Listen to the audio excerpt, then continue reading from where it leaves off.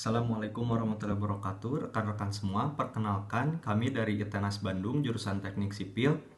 Di sini kami akan memaparkan matkul pengantar infrastruktur berkelanjutan ketahanan air dengan topik bendungan Kuningan yang dibangun oleh Kementerian PUPR di Kuningan, Jawa Barat. Sebelum lanjut pada topik yang akan dibahas, izinkan kami dari kelompok 3 memperkenalkan diri. Nama saya Bastian Dwi Yuda Praja, NRP 22 2021 076. Perkenalkan, nama saya Ade Akbar dengan NRP 22 2021 077. Perkenalkan, nama saya Fadlan Rahman dari NRP 22 2021 070. Nama saya Muhammad Salman Al-Farizi dengan nomor NRP 22 2021 057. Baik, pertama-tama topik yang akan kami sampaikan masih berkaitan dengan Bendungan Kuningan yang dibangun oleh Kementerian PUPR. Bendungan ini memiliki kapasitas sebesar 25,96 meter kubik yang dapat mengairi lahan seluas 3.000 hektar, menyediakan pasokan air baku sebesar 0,30 meter kubik per detik dan menghasilkan listrik sebesar 500.000 watt. Biaya yang dikeluarkan untuk proyek ini terhitung sebesar 520 miliar. Awal mula pembangunan proyek ini dimulai pada tahun 2013 dan rampung pada tahun 2020. Studi kasus proyek ini dapat dikategorikan sebagai infrastruktur berkelanjutan karena bisa dimanfaatkan oleh masyarakat sekitar, baik secara langsung maupun secara tidak langsung. Dari infrastruktur yang dibangun, bendungan ini bukan hanya menampung air saja, tetapi juga bisa dimanfaatkan hal lain, seperti mencegah banjir, menyediakan irigasi, menyediakan energi untuk pembangkit listrik, bahkan bisa menjadi tempat wisata, tempat budidaya perikanan, dan memudahkan transportasi di pedalaman dan hal lain sebagainya. Berikutnya akan dijelaskan oleh rekan saya. Saya akan melanjutkan pembahasan dari sebelumnya. Indikator-indikator mengapa proyek ini merupakan infrastruktur berkelanjutan. Inilah indikator-indikator mengapa proyek ini merupakan infrastruktur berkelanjutan. Memiliki dasar hukum skema KPBU. Pertama, Peraturan Presiden Nomor 38 Tahun 2015. Peraturan Menteri Perencanaan Pembangunan Nasional atau Kepala Bappenas Nomor 2 Tahun 2020. Yang ketiga, Peraturan Kepala Lembaga Kebijakan Pengadaan Barang atau Jasa Pemerintah Nomor 29 Tahun 2018. Lalu adapun tujuan KPBU. Pertama, mencakupi kebutuhan pendanaan secara berkelanjutan dalam penyediaan infrastruktur melalui penggerahan dana swasta. Yang kedua, mewujudkan penyediaan infrastruktur yang berkualitas, efektif, efisien, tepat sasaran, dan tepat waktu. Yang ketiga, menciptakan iklim investasi yang mendorong keikutsertaan badan usaha dalam penyediaan infrastruktur berdasarkan prinsip usaha secara sehat. Yang keempat, mendorong digunakannya prinsip pengguna pembayar pelayanan yang diterima atau dalam hal tertentu mempertimbangkan kemampuan membayar pengguna. Yang terakhir, memberikan kepastian pengembalian investasi badan usaha dalam penyediaan infrastruktur melalui mekanisme pembayaran secara berkala oleh pemerintah kepada badan usaha. Lalu ada kontribusinya ke SDG.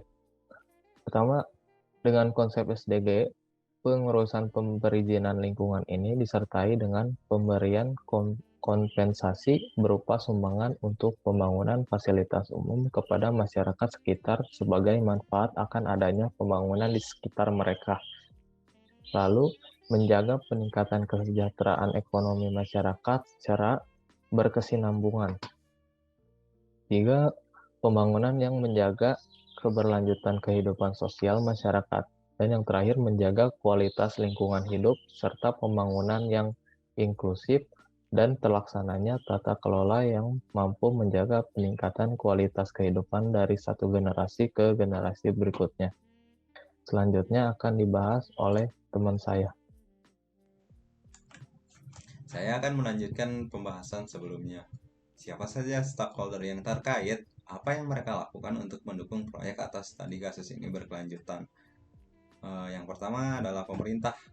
Mereka melaksanakan UU Cipta Kerja atau Undang-Undang Cipta Kerja. Yang kedua, melaksanakan 3 UU yang telah disempurnakan untuk lingkungan hidup dan kehutanan, yaitu UU Nomor 32 Tahun 2009 tentang perlindungan dan pengolahan lingkungan hidup, UU Nomor 41 tentang tahun 1999 tentang kehutanan, dan yang terakhir UU Nomor 18 Tahun 2013 tentang pencegahan dan pemberantasan kerusakan hutan. Selanjutnya, mendorong penerapan ekonomi hijau dalam industri keuangan, termasuk mendukung program keuangan berkelanjutan yang diinisiasi oleh Otoritas Jasa Keuangan yang telah mengeluarkan roadmap keuangan berkelanjutan. Selanjutnya, melaksanakan peraturan Presiden Nomor 18 Tahun 2020 tentang Rencana Pembangunan Jangka Menengah Nasional tahun 2020 sampai 2024. Merupakan aturan pelaksanaan dari Undang-Undang Nomor 25 Tahun 2004 tentang SPN, khususnya pasal 19 ayat 1. Selanjutnya, penerapan prinsip Quality Infrastructure Investment. Penerapan pertama adalah memaksimalkan dampak positif infrastruktur dalam mencapai pertumbuhan dan pengembangan yang berkelanjutan. Seterusnya, meningkatkan efisiensi ekonomi dari perspektif life cycle cost, mengintegrasikan pertimbangan lingkungan dalam investasi infrastruktur, memperhatikan ketahanan bangunan terhadap bencana alam dan risiko lainnya, mengintegrasikan pertimbangan sosial dalam investasi infrastruktur, dan yang terakhir adalah memperkuat tata kelola infrastruktur. Sekian dari saya, selanjutnya akan dijelaskan oleh teman saya. Ini saya akan melanjutkan pembahasan sebelumnya. Yang pertama, ada penerapan ketahanan air. Air bersih dan sanitasi layak adalah kebutuhan dasar manusia. Salah satu poin dalam tujuan pembangunan berkelanjutan atau Sustainable Development Goals atau SDGs pada sektor lingkungan hidup adalah memastikan masyarakat mencapai akses universal air bersih dan sanitasi. Sekjen PBB menetapkan 27 panel tingkat tinggi pada bulan Juli 2012. Panel tingkat tinggi merupakan kemitraan global yang bertujuan untuk memberantas kemiskinan dan mengubah perekonomian melalui pembangunan berkelanjutan. Fokus utama ada pada ketersediaan pangan, air bersih, dan energi yang merupakan dasar dari kehidupan. Yang kedua, penerapan sirkular ekonomi infrastruktur. Sirkular ekonomi atau sering disebut sebagai sirkularitas adalah sistem ekonomi yang bertujuan meminimalkan limbah dan memanfaatkan sumber daya sebaik mungkin, sehingga dapat mengurangi jumlah bahan baru yang digunakan dalam pembangunan infrastruktur dengan memaksimalkan jumlah bahan yang lama yang telah didaur ulang.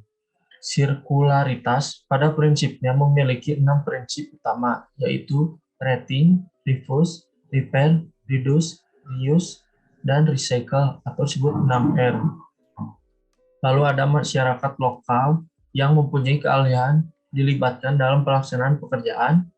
Yang ketiga, supplier material lokal dilibatkan untuk memasuk kebutuhan material proyek. Lalu selanjutnya akan dijelaskan oleh teman saya.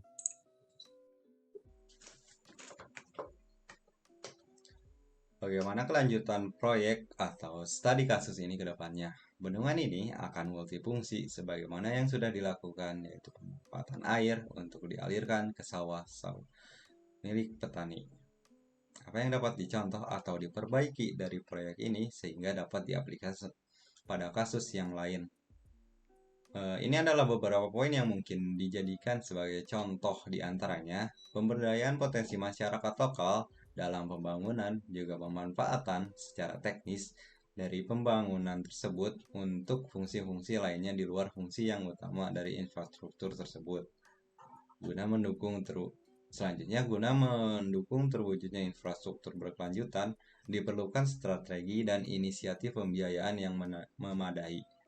Adapun pembiayaan yang saat ini tersedia di Indonesia dalam mendukung pembangunan berkelanjutan dan terbuka untuk dikerjasamakan dengan lembaga finansial maupun filantropis. Antara lain, yang pertama adalah Sovereign Wealth Fund melalui Indonesia Investment Authority sebagai bentuk dana pemerintah yang berkontribusi untuk pembangunan Indonesia yang berkelanjutan.